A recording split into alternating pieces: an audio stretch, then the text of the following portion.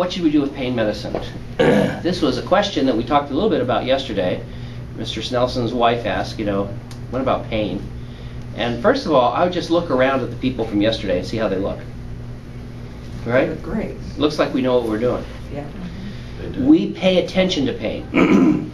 There are some doctors that have gotten criticized because they focus only on the broken hip, only on getting the brain tumor out, only on this or that, and they don't focus that much on the postoperative pain. They go, hey, just tough that out, And we don't do that. We've tried to pay attention to what we describe as the whole patient. What we want to do is be on top of everything, including discomfort post-op. And I think the proof is in the pudding. You have 3 people that had surgery yesterday, and they're talking about the worst part of the discomfort being an IV. Now, and let me see if I can explain how that works and what we do. First of all, you could just say, if you have big time surgery, we'll give you a ton of narcotics. And there's a lot to be said for that. Because narcotics are very powerful pain relievers, but they have some side effects. You mentioned headaches. They can depress your breathing. They can lower your oxygen. They can put you at risk with low oxygen of irregular heartbeat and problems like that.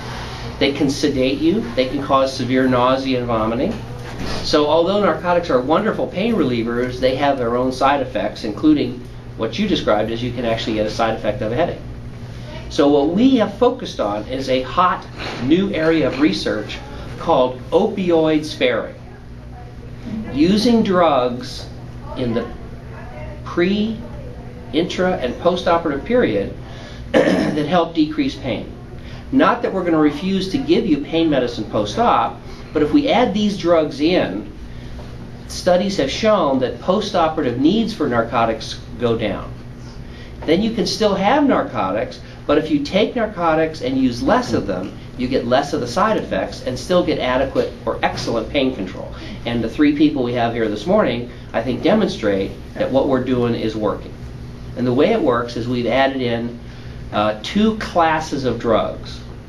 There are spots in the brain that drugs can act to decrease pain. And we're going to act in those areas by stimulating the N-methyl D-aspartate receptor and the alpha-2 receptors in the brain. And we're going to give you a patch, and we're going to give you drugs intraoperatively and postoperatively that are stimulate the NMDA, the N-methyl D-aspartate receptor in the brain, and the alpha-2 receptor in the brain, both of which have been shown to be opioid sparing. So we did a major surgery yesterday, and we've got patients here this morning that have pain levels of, this morning, Michael? 4. Pain level this morning right now? 0. Wow. And how much narcotics have you had? Not much. Yeah. Pain medicine? Yeah, pain medicine, just a couple of times. Yeah. Pain medicine? Probably 3 times. I didn't really need it. I just used it to go to sleep fast. And that's legal. Yeah, nothing wrong. That was the pump. But that's the beauty of what we've done. We have transformed the surgery by using these opioid-sparing techniques that are a really hot new area of research.